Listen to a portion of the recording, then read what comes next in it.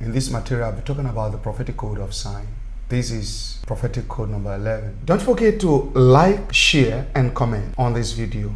And in case you're new here, consider subscribing so that you don't miss out of other powerful videos coming up on this platform. Let's roll into the video proper. God bless you. This prophetic code is about the most volatile prophetic code. The principle behind this prophetic code is hinged on the prophets, or the ability of the one who prophesies to possess or wield a high level of spiritual sensitivity so that you are able to pick prophetic signals meant to provoke signs as prophetic proofs from God and declare them or establish them and watch them come to pass. The prophets or person who prophesies should have a high level of spiritual sensitivity, so much that he or she is able to pick prophetic signals that are for signs and wonders that will show forth as proof of a prophetic message that you've been given for proclamation. Every prophet must bear in mind whenever you receive a prophetic message that there might be a sign or a wonder somewhere God has purported to use to buttress the message that you are either about to release or that you have released. There are a number of typical examples in scripture. When Moses received this call from God by the mountain of the Lord and had the encounter of the burning bush and the grass was not consumed, that was a code of sign engaged there.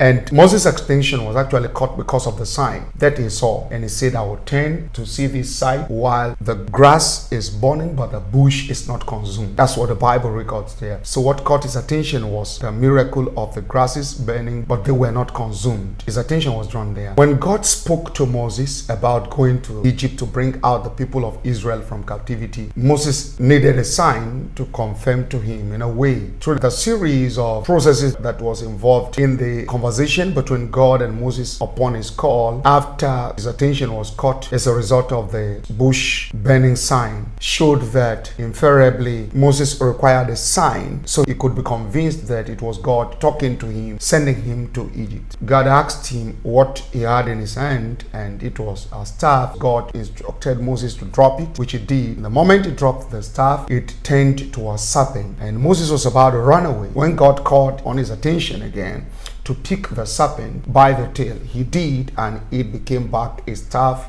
in his hand. You get that? So when Moses went into the land of Egypt to confront Pharaoh for the release of the Israelites from their slavery in Egypt, Pharaoh hesitated to release them. It was like Moses was a gang leader or a rebel band leader. Even though God particularly told Moses that to tell him that I have sent all of that, but it took Moses 10 signs to buttress his prophecy, to convince Pharaoh that indeed it was the Most High that sent Moses. So that's a typical example of the engagement of the prophetic code of signs. The prophetic code of sign is the most volatile prophetic code. I nickname this prophetic code the switcher, in the sense that whichever other prophetic code you are engaging, there is the tendency that the prophetic code of sign in its volatility will be hanging by, so that before you know it, you have switched in there. It's like it triggers you to switch in. It kind of stands by, lobbying to draw your attention into engaging in. This prophetic code stands very close to any other prophetic code. Let's say you're operating the prophetic code of music, or the prophetic code of the perpendicular, or the prophetic code of gazing, or the prophetic code of emotion. Whatever prophetic code you are engaging at all, the prophetic code of signs will readily come close, so to say, so that before you know it,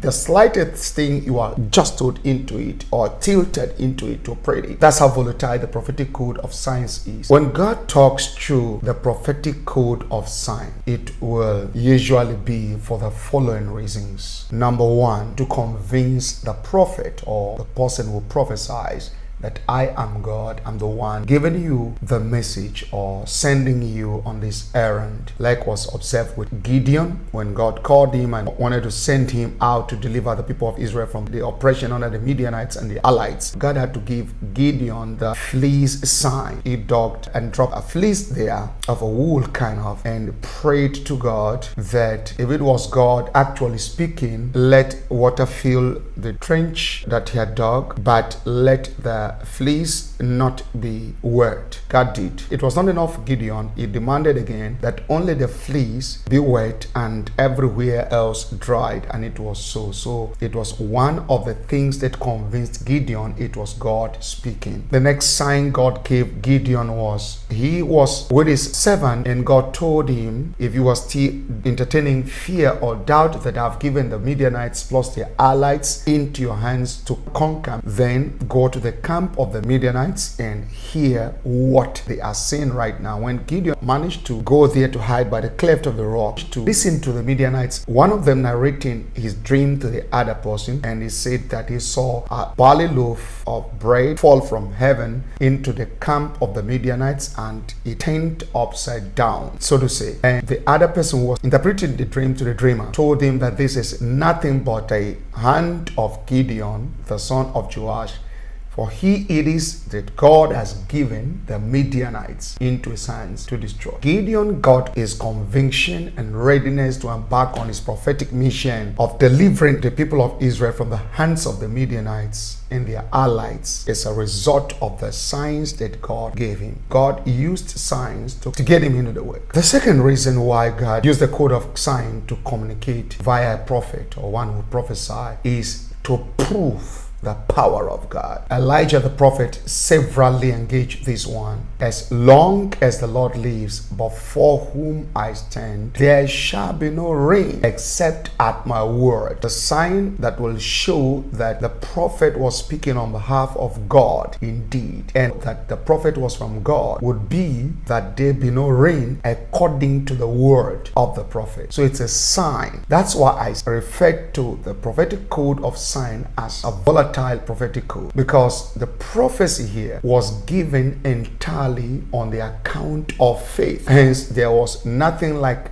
thus saith the Lord. The man, Prophet Elijah, had spent a good time with God in solitaries, so that he came forth to declare or make proclamations on behalf of God, and that would be from the prophetic code of shadow. That's a shadow effect of God on the prophet himself this time, not just the shadow effect of the prophet upon Ahab, who was the direct recipient of the prophecy. That being the case, while proclaiming the essence of God, there was an interswitch, and that was a sudden surge or shift from the prophetic code of shadow that gave him the boldness with which he made the proclamation, with the conviction of 100% accuracy. That's to say that he was sure that what he was saying out of his mouth was resonating from the throne of God or mind of God. Howbeit, at the same time, the prophet managed to tap into the code of signs. Then he gave a specific sign. It would be that if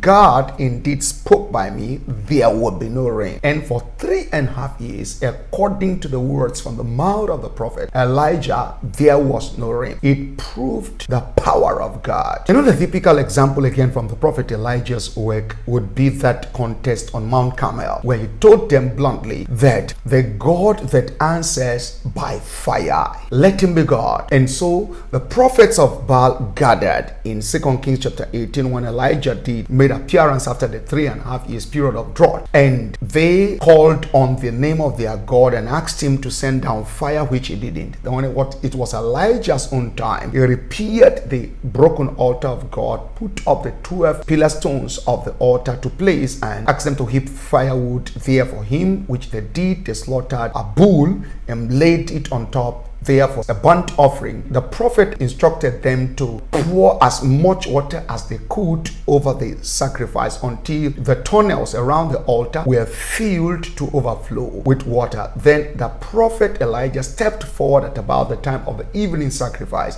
and he called upon the name of the Lord. This is to prove the power of God. He is capable of doing what Baal cannot do. As the prophet was ending his prayer of calling down the fire to consume the sacrifice, the Bible said fire came down from heaven, consumed the sacrifice on the altar, including the water that was in the tunnels. Everything was licked up to the stones to show that indeed God is God. That proved the power of God. The rain that he called down after 7 dimensions of prayer, and the rain indeed came after 3.5 years in which there was no rain. This was another sign that proved the power of God. The third third reason why God uses a sign to speak through a prophet is to confirm the message of the prophet, that it is truly from me. And this can again be seen with Elijah's experience on the mountaintop. When he spoke in his prayers, he said that they may know that you sent me and that I do these things by your promptings. So send down the fire. And God decided to send the fire as demanded by the prophet. This was to confirm that indeed it was God that sent him. Remember that the prophet Isaiah said in Isaiah chapter 44 and verse 26 that our God performs the word of his servants and confirms the counsel of his messengers. So God uses signs to effect the fact that this person speaking has given forth a word from me, so that the people can see and believe that this indeed is God talking through a man. This last point is the one that is very much necessary in daily prophetic processes, so that whichever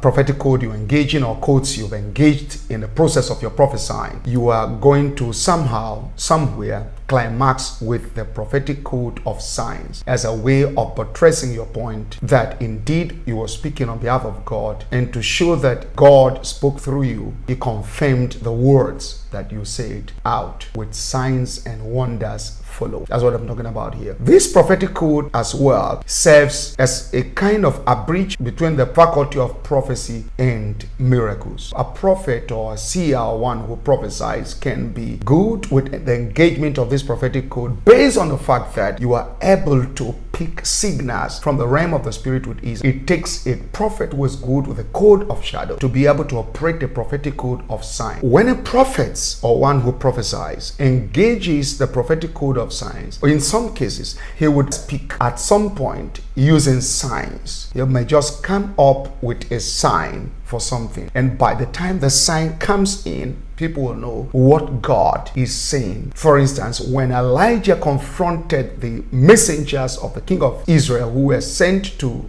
inquire of the God of Ekron about his health, as Elijah confronted them, he said, "Is it that there is no God in Israel?" And he said, "This king that is sending you will surely die." They went and told the king, and the king sent to pick the prophet. The prophet said, "If I be a man of God, let fire come down from heaven and devour you." Yes, that's the prophetic code of confession started out. If I be a man of God. But when you say, "Let fire come down from heaven and consume you," that's a blend between the prophetic code of confession and the prophetic code of signs. That's why I call it the volatile prophetic code, because it is readily available to spice up any other prophetic code you pick as an oracle of God to engage at a material time. So your sensitivity to the Spirit of God will determine what you manage to pick whenever you engage in any other prophetic code, because in most cases, the prophecies that God gives to you, there will be a sign he wants you to conclude your message with, and you rid yourself as well as the people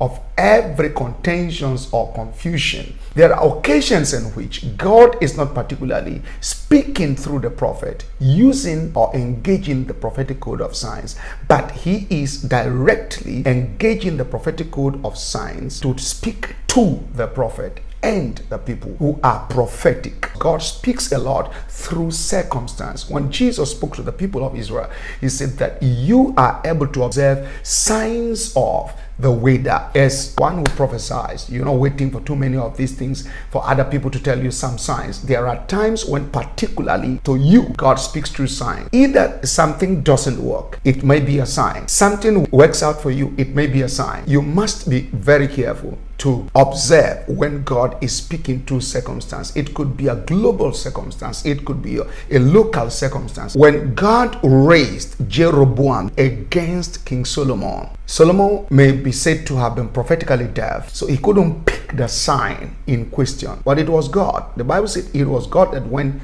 to stir that guy up to come back to Israel to torment the peaceful leadership structure of the people of Israel at the time. So there are times when God may not directly speak through you as a prophet or a seer or one who prophesies through signs, but he will use circumstance to speak to you through signs you must be careful to pick the same when this happens this way. So the prophetic code of sign, which happens to be prophetic code number 11, is a prophetic code that deals with the engagement of signs. It's very, very volatile. So you can expect to experience a particular aspect of a sign displayed as a way of a message to you or a message from you to the people on behalf of God, but that should be confirmed or that has been confirmed by a sign. Your ease of engaging this with, or prudence with this, or prowess with this will indicate whether you will be somebody who will be proficient with prophecy and at a forensic level for that matter, and will be able to influence prophetic revolution. One thing else I want to summarize with in this video is that prophetic code of sign is a workmate of a prophet of revolution. If you are revolutionary in nature as a prophet, then you must parley with the prophetic code of signs, because with it you will be able to steer a lot of revolution. This revolution in turn